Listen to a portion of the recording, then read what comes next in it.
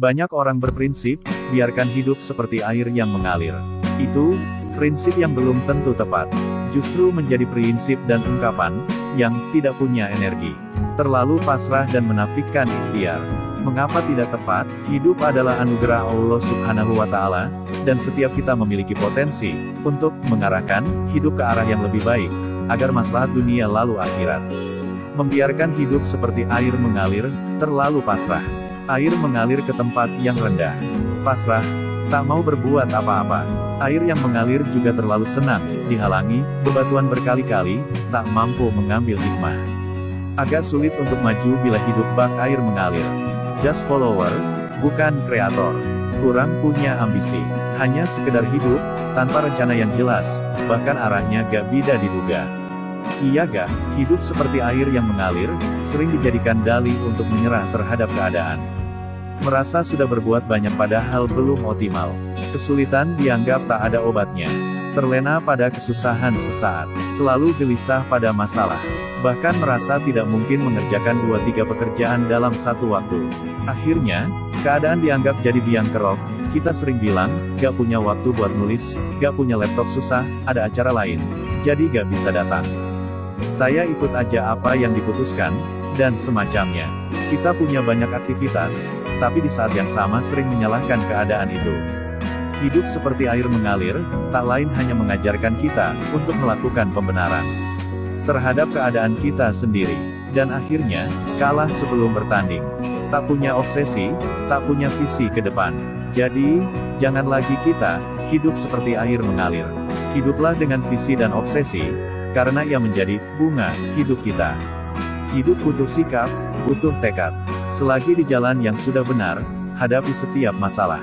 Lalu, gunakan kreativitas kita untuk memacu dan menyesuaikan sikap dan tindakan kita. Sesuatu yang baik dan positif dalam hidup kita adalah kita yang menciptakannya, bukan mengikuti apa yang ada. Jika perlu, kita ubah saja air yang mengalir ke arah yang lebih tinggi atau kita lawan arus air itu. Bukankah jalan hidup kita dapat kita kendalikan sendiri?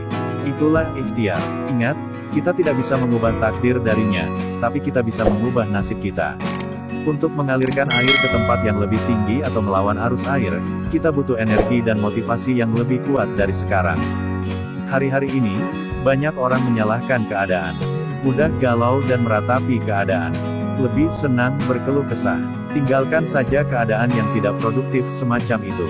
Masih banyak urusan dan lakon yang bisa kita perbuat. Katanya, hidup tak selebar daun kelor.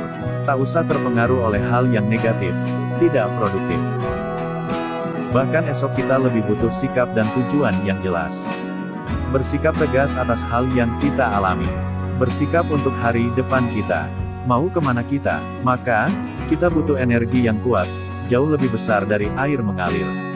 Karena kita punya potensi yang luar biasa dari Allah Subhanahu wa Ta'ala. Tinggal kita mampu atau tidak mengoptimalkannya. Energi yang kita miliki adalah kekuatan. Motivasi kita yang besar pasti menjadikan kita pribadi yang kuat. Itu semua modal yang ada pada diri kita, tanpa perlu pengaruh dari orang lain. Agar kita bisa lebih baik di hari ini, juga esok. Bahkan lebih dari itu, energi dan motivasi besar kita juga dapat menggerakkan kehidupan orang lain menjadi lebih baik. Jika begitu, insya Allah makin berkah dan makin maslahat. Maka sekarang, katakanlah, kita tak ingin membiarkan hidup seperti air yang mengalir, tapi kita akan mengubah arus air ke tempat yang seharusnya ia mengalir. Kita yang mengkreasikan air itu menjadi indah dan bermakna. Kita juga yang harus memilih dan mengendalikannya, bergerak dan berbuatlah agar air tidak mengalir seperti yang ia mau, tapi kita yang mengarahkan kemana ia harus mengalir.